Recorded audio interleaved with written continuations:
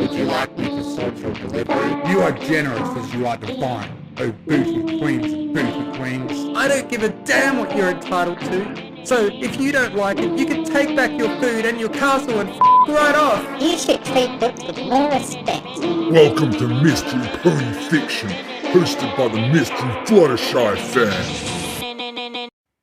Palate Cleanser by AuroraDawn. Spitfire sat at her desk, sighing. More grant applications, more insurance forms, more vacation requests. Scheduling was always a nightmare, and that would have to come next, never mind all the training paperwork. She glared at the particular stack of forms to her left, hoping that if she might frown just a bit harder, the miles of record keeping would vanish and unmake itself from the universe. Who even checked all this stuff? It was only useful whenever a Wonderbolt got into a major accident, and since ponies were basically indestructible, that had never happened. She snorted. The closest they had come was about a month ago, when Fleetfoot and High Winds had plummeted directly into the ground together. Spitfire shook her head. Practicing a 2-wing 8-hoof triple barrel and we got disorientated, Fleetfoot said. But Spitfire knew it was more like a Pegasus with 2 backs maneuver, and they got distracted. Still, the 2 mares had head dived directly into a boulder, accelerated from 3,000 feet, and left with sore noggins and blushed cheeks. So why the buck was she filling out insurance forms? How much had they spent on insurance? The only claims they'd ever made were for property destruction, and even then, most of those had been forgiven because they involved... The door clicked and swung open, and Rainbow Dash flew in. She was wearing her training suit, her goggles slipped up and holding her ears back. Her eyes were squinted, distant, and she made absolutely no gesture or noise to indicate that she had seen Spitfire at all. Spitfire's office was not used for shooting the shit. If a Wonderbolt were to enter without being summoned, it usually meant that an incident that would involve even more of the damned forms and reports had happened. For this reason, Spitfire only looked quizzically at the distracted mare across from her, waiting for the awkward, "Hey, so, saw and accidentally levelled a school again," or something like it to issue from her mouth. Rainbow Dash instead said nothing. She moved around Spitfire's desk, ignorant of the yellow Pegasus's suspicious eyes. Her mouth was set, her expression some paradoxical combination of deep thought and utter emptiness. She reached a particular cabinet behind Spitfire's desk, a plain but well-made thing, made of dark oak and brass fastenings.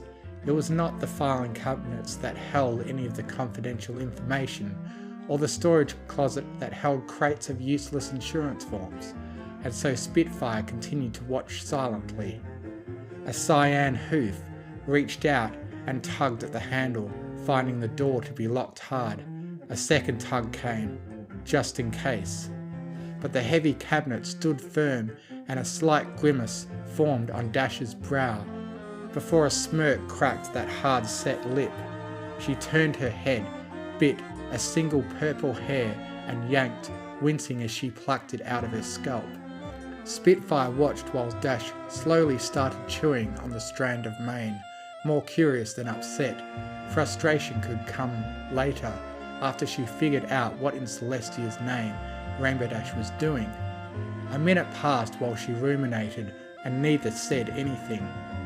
Finally, Rainbow Dash picked the hair out of her mouth with her wingtip. Where Spitfire could see, she had twisted the hair over itself and bent it into several sharp angles, culminating in a single knot at the end. Swiftly, Dash slid the hair into the copper lock along with a single feather. A couple seconds later, there was a clack and the door drifted open. Within the untouched cabinet were bottles and bottles of liquor. A few thoughts crossed Spitfire's mind by this point. The first was that she had never shown Rainbow Dash this clandestine stash. The second was that she hadn't shown any of the current Wonderbolt Corps the contents of this cabinet. Typically, they were reserved for visiting royalty, visiting retired commanders, or herself for after the time she had to write up a report on why Dash had made a sonic rain boom over a hospital. The third thought was about how intricately detailed her pick had been and the mouth that had made it.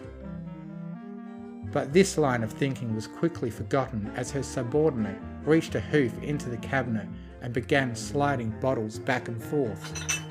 Still now, the strange squint of deep unthinking held fast in Rainbow Dash's face, even as she rested a hoof on a particular bottle near the back of the cabinet. Spitfire recognised it. It was a Clyde's Fittich 20-year-old Scotch. A real smoky and tangent liquor that was kept on hand for the rare occasion Wind Rider had stopped by.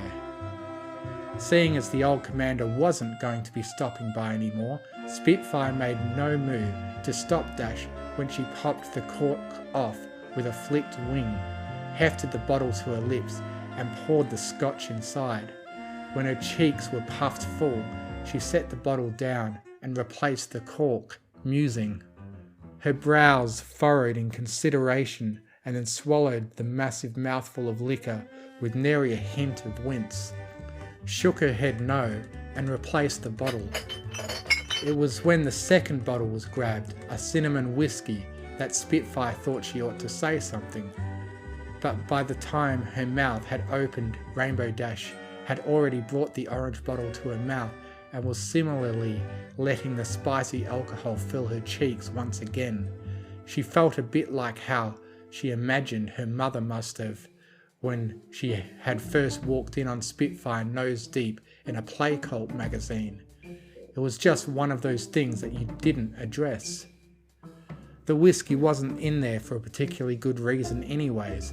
She had just bought it to support Fireball, an old ex-Wonderbolt who had retired to go to the brewery business, and didn't particularly care for the stuff. Dash could steal it if she wanted to. Once again, Rainbow Dash shook her head no, replaced the bottle, and swallowed the entire serving with a loud, painful gulp. The tall bottle of Grey Pegasus was next. Spitfire's preferred vodka. It felt too awful to say anything by this point though. So again she watched as Rainbow Dash repeated a strange ritual of filling her muzzle as full as it could get, shaking her head and replacing the bottle while consuming the drink. After this one, she thought to herself, finding herself now curious as to which particular liquor Rainbow Dash would finally approve of, as she hefted a squat bottle of Apple Family's estate rum to her lips. Surprisingly, when this mouthful had been put away, Rainbow Dash's face lit up in satisfaction, and the squint in her eyes finally started to leave.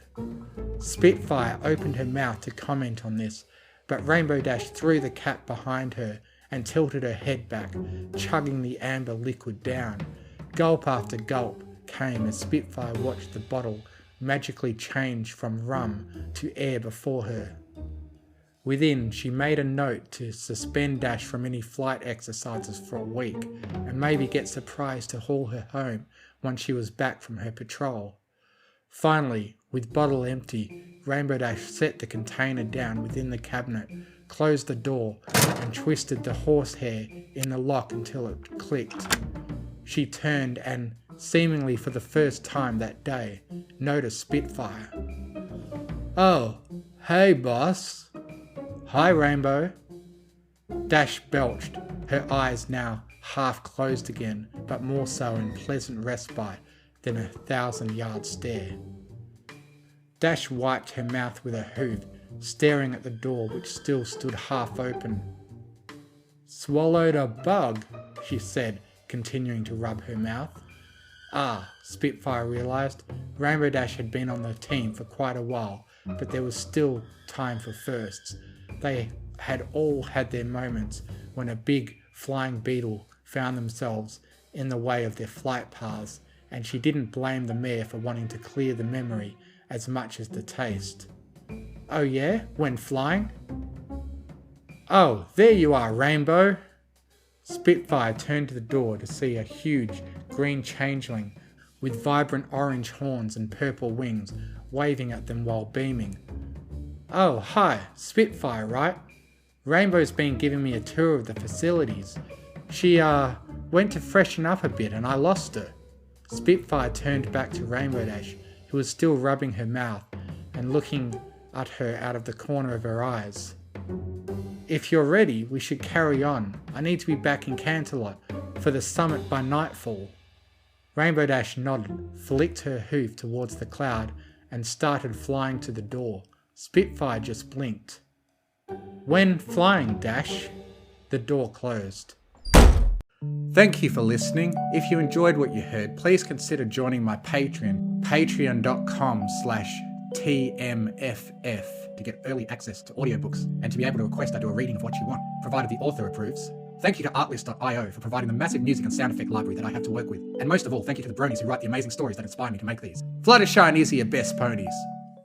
I now have a Discord server where you can join in and chat with other fanfiction fans. If you enjoy what I do, you can donate to me on Ko-Fi, links in the description.